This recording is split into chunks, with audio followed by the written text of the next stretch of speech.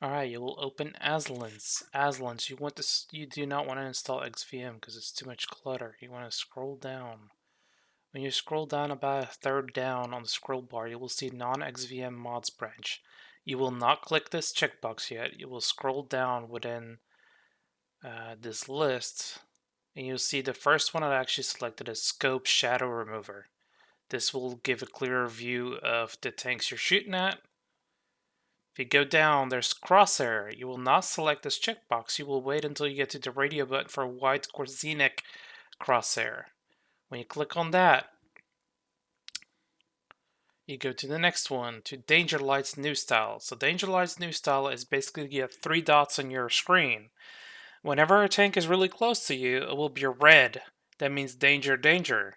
Yellow means you are exposed to the enemy tank. They can actually shoot you or you can shoot them. So whenever it says a number 2, that means 2 tanks can actually shoot you or 2 tanks you can shoot. And then green means there's a tank in your view range, but they don't see you yet because you're behind a building or behind a hill or whatever. Of course, Arctic can still hit you, but that's beside the point. Alright, you'll have auto aim. You'll block shooting to Rex. You will block shooting to allies. It will actually help if you have a long reload in case you're shooting your enemy with a 30-second reload. Well, you're going to have to wait 30 seconds and you're probably going to die. Um, then you have Mark of Excellence. A lot of people use this. I only use it in my garage, so I put it on none and marks in garage because I don't care about seeing it in game because it makes me nervous and it makes me play less good. Hit marker. Hit marker actually will show in game. Whenever you hit a tank, it will give an additional sound, but also will give you an additional hit marker that you actually hit him. Um, it's not really important, but I think it's nice to know that you actually hit a tank instead of having to look if you did damage or not, but in your hit log.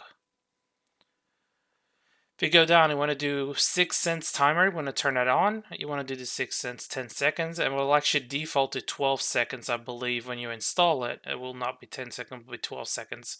So basically, the timer, your 6 cents will be timed down from 12 seconds all the way to 0. Whenever it's at 0, you're basically unspotted by the enemy. The only thing is, if you get spotted and you got 12 seconds, and then you get spotted again, the timer will not reset. So you're gonna have to use common sense to actually know. Oh, I got spotted again, probably at 6 seconds. I probably need to add 6 plus another 6 to get my 12 seconds. So you're gonna have to wait an additional 6 seconds. The timer is not gonna reset. You can change your sound if you want to. I'll put it on Metal Gear. You don't have to. It's a preference. A lot of people actually put an FPS limiter on their World of Tanks depending on their screen refresh rate. A lot of people have a 60 hertz or 144 hertz. Some have a 165, or I don't think there's a lot of people that have more than that for World of Tanks.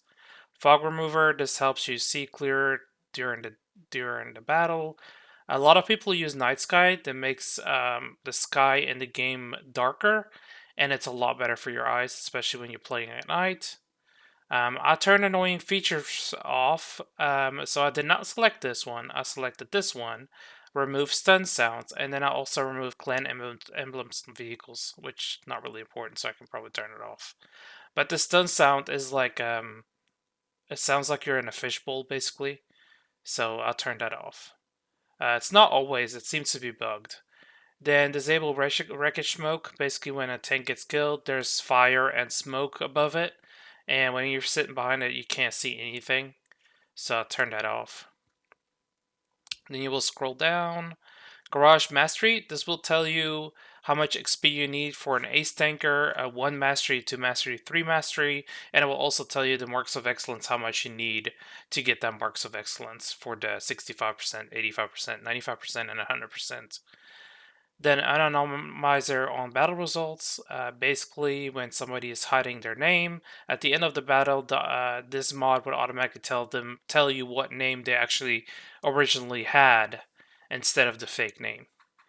So you don't have to go to their profile and actually look who they are. It's easy to find your friends or to find your enemies that way. Extended friends and blacklist when you have more than friends than you're allowed to, or too many people on your blacklist. You can enable that. Your garage clock. This helps you realize how much time you actually play on this game and when you have to go to bed. Crew auto renew, auto return. Basically, you will have a checkbox in your garage where you can say, "Oh, I want to move this crew from this premium to this premium. If I go to this premium, the crew automatically moves with it." That's basically all what this mod does. Equipment and skill icons mark ammo icons. This is helpful because it will tell you without actually hovering over your icons to know if the premium shell is heat or APCR or AP. That way, if it's heat, you know you shouldn't be shooting tracks because the track's gonna absorb the heat round and you're not gonna do any damage.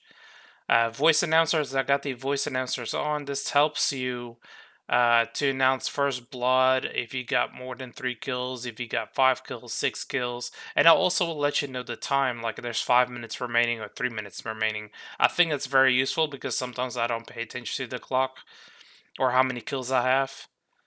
So when they announce it, you can kind of concentrate on that, especially when you have a mission to kill 4 people or 4 tanks, for example. Tank skins destroyed. A lot of people put white skins when a tank is destroyed. That way you can easily see the tank behind it. And same with tracks. When somebody is tracked, it will show a different color. That way you can easily see they're actually tracked or not. Then I also have more visible mini map coordinates v2. This helps you see ABC and 1, 2, 3 easily. So you want to say to your friend, hey, he's in A3 probably. You can easily see it on the mini map instead of having to squint for those little letters. Then there's a preferred server. Keeping server selected, this prevents you from actually connecting to the SA server automatically after an update. And then mod pack version checker, you want to check this as well. So whenever you start the game, it will tell you if it's latest mod or not. So that's about it.